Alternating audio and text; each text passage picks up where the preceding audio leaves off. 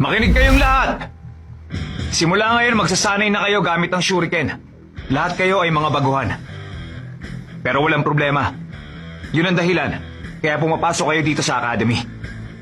Mag-iingat kayo sa paggamit nito para hindi nyo masaktan ang mga sarili nyo. Pati na rin ang mga kaklase ninyo.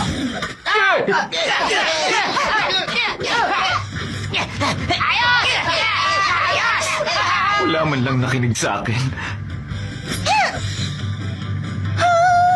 Hindi ko magawa ng tama. Mas mabuti pa sana kung nagpinta na lang ako. Hindi na to bago sa akin. Pero saan kaming pinagsasanay ng ganito sa bahay?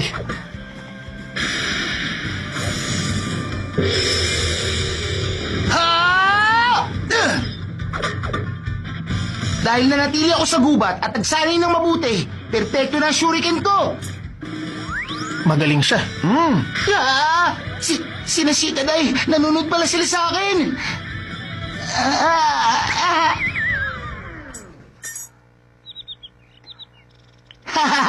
Bigla yata dumulas ang kamay ko ah. Pambihira to. Tumabi kayo! Ganito talaga ginagawa yan! Teka, hindi ba delikado yung gagawin mong yan? Fuma Shuriken! Eto na! Mahina ang shuriken mo na yan. Isang sipa ko lang dyan at...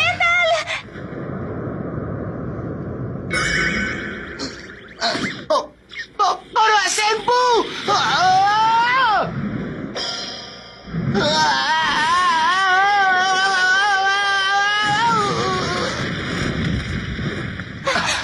Okay ka lang ba?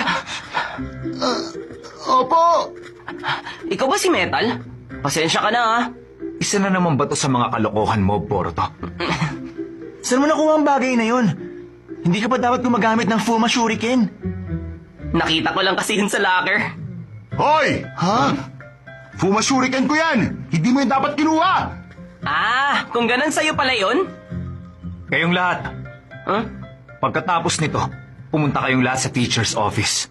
Ano po? Huwag ka nang magtanong. Teka, bakit pati po kami? Wala naman po kaming ginawa. Pangkabuo ang pananagutan ng tawag doon. Dapat, madali lang gawin to. Pero kapag kinakabahan talaga ako, nawawala na ako, hindi ko na magawa. Nagwala si Metal Lee. May mga kalokohan din ako noong bata pa ako. Kaya naiintindihan ko kayo. Pero kayo, masyado talaga kayo makukulit. Isa lang naman po ang pasaway sa amin.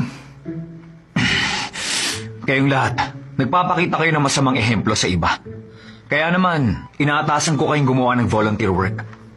Pati po ako kasama? Ako rin po. Kayong dalawa mga angasiwa sa lahat.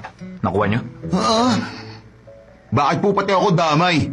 Labag na sa patakaran ang pagdadala ng hindi otorisadong sandata sa paaralan.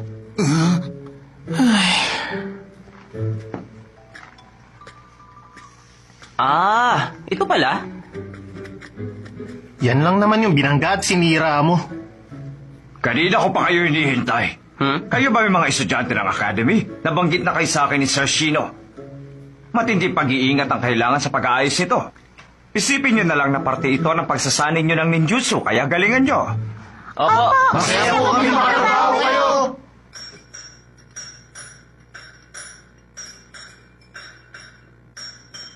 Ay, nako.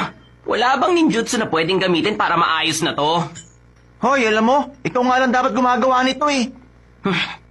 Class rep, sigurado akong mahirap ang bagay na ito para sa'yo. Gusto ko rin naman ng ganitong klaseng trabaho.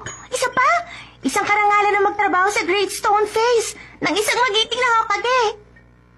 Tama ang sinabi mong yan, Miss Class Rep.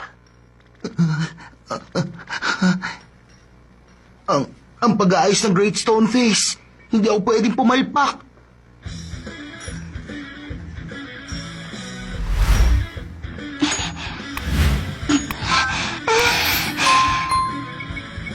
Kaya ko nang gawin to na mag-isa. Sandali lang,